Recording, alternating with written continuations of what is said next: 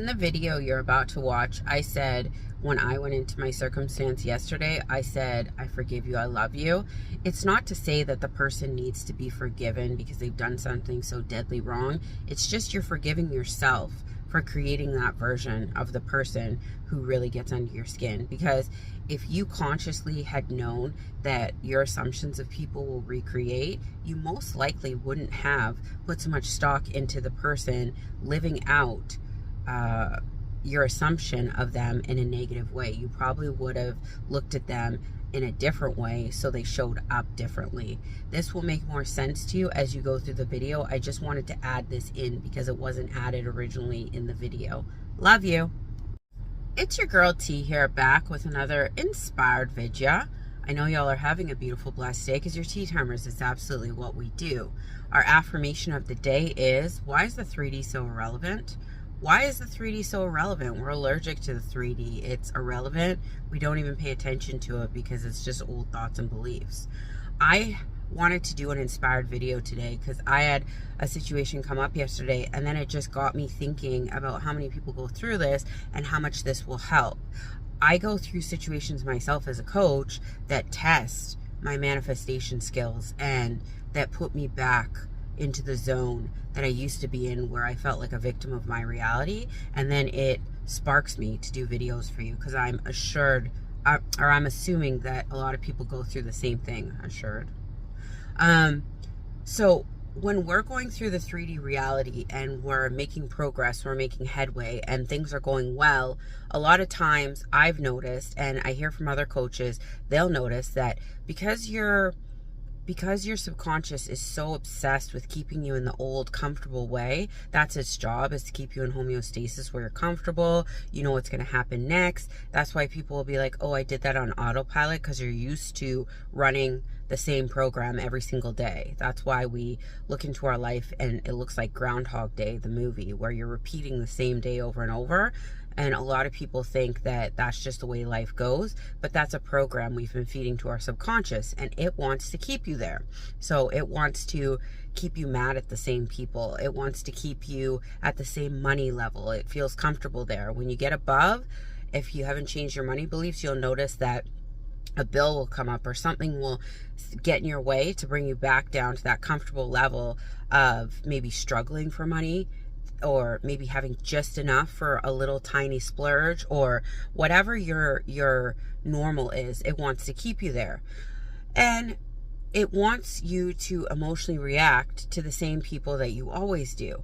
For myself, I have a few people in my life that can throw me out of alignment to being in a very calm, relaxed, peaceful 3D environment.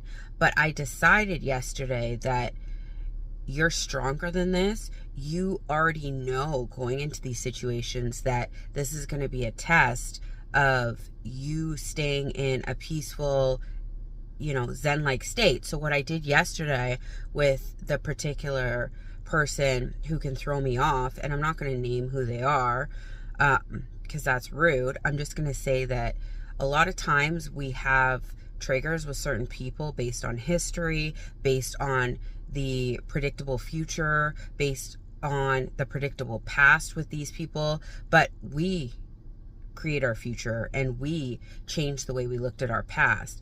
And we have to look at human beings as just mirroring our assumptions about them, and also the fact that if you look out at these people through a lens of love, which is my new mantra, to look at people with a lens of love, you will see that they're just doing the best they can in their reality, and they're mirroring the assumptions that you have of them, because maybe back in the day a couple things happen and you decided they're this type of person, or you decided they're a narcissist, or you decided that they're da-da-da-da-da-da, and so on and so forth.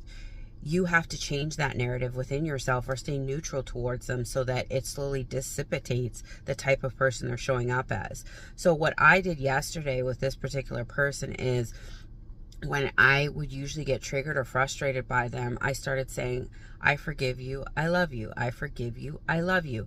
And you know what happened? When this person was talking and doing their usual thing that would have me feeling in a ways, it started being less annoying and it started being less triggering, and I started just feeling love towards them. And I feel like this is going to help a lot of people, because when you're gearing up to deal with that particular boss, that family member, that SP situation, that whoever it is that can boil your blood, you might want to go in with a mantra that keeps you calm, that keeps you in a place where you can maintain your level of peacefulness.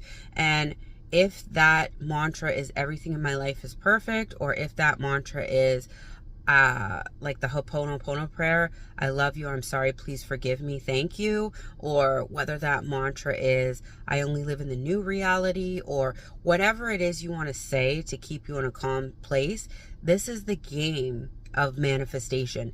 This is when a lot of people will be like, oh, I got that text from SP, or, oh, I got that $1,000 in my bank account. Those aren't the real tests of where you're at alignment wise. The real tests are when everything is going super smooth and a wrench gets thrown, or like a wrench gets thrown in the wheel of your bike, and you're like, "Argh!" And an old trigger comes up, or a circumstance comes up that used to send you crazy, or you will get tested by your subconscious, and your subconscious is always recording what you're doing. So it will look at you and be like, oh, that's the money shot. That's where I can get her back to her old reality. She hates that person. They just send her over the edge. I'm going to put more of this person in there so she can emotionally react, and we can keep her in the old way, the safe place where she's mad and angry at this person, and life is just ups and downs for her.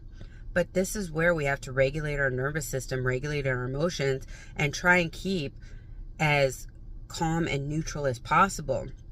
And no coach on YouTube is on here being like, I never react. Everything always goes perfect, which is what I do say. And 95% of the time, I'm very neutral and very calm towards circumstances. But there are things that may, affect you for a minute. And I'll say this again, because I always say this, and I'm on here to be real with y'all. It's not so much about reacting to the circumstance as it is about how long it takes you to get out. Like yesterday, when I started to feel that emotional reaction in my body, is when I switched over to a new way of looking at the situation and reciting new things to make it better for me. How fast are we flipping over and catching what we're doing? A lot of times I will hear people interacting with their triggers in the 3D, regurgitating the conversation to me and talking about how this means that and this means that. And that's not what we want to do. We want to catch ourselves restarting the recreation of negative instances so that we can catch it before it becomes an issue, calm ourselves down, and either use our safe affirmation to put us back into the Zen place, use, some kind of revision to revise what's going on, or just totally neutralize ourselves to the situation and realize that that circumstance, that person, whomever, is playing out an old narrative we have of them. This is the key to not recreating over and over things that we don't want again and again. Whether it's a person that gets under your skin or a situation that gets under your skin. Maybe you had money beliefs that didn't serve you, like me. And when you saw a new bill come after you had just started saving money or putting your money away for a rainy day, and it scoops all your money up, you would just lose it because you're like, oh my God, 2 steps forward, 2 steps back. But this 2 steps forward, 2 steps back reaction is what your subconscious is looking to get from you to keep you in that struggle mindset, that angry mindset, that victim mindset, so that you keep confirmation biasing, which means you keep proving to yourself that you are in this narrative. Then you keep reacting to it, and it keeps recreating and more reacting, and you stay in this loop. I'm telling you this today because I almost got tripped up yesterday, but I corrected it. And I think that if a lot of you would take more stock into when you're about to go into that spiral, if you catch yourself ahead of time and capture in your mind how you did that and use that for other circumstances, it's going to be a lot easier for you to manifest what you want, as opposed to continuously going into spiraling loops, recreating old circumstances, and then feeling like you're not getting that much ahead. I just wanted to share this with y'all today to show you we're all human, we're all living our journeys, and there are things that can make it easier, like what I just shared with you. And that I love you, but not as much as you should be loving yourselves. Have a beautiful, blessed Wednesday. Bye.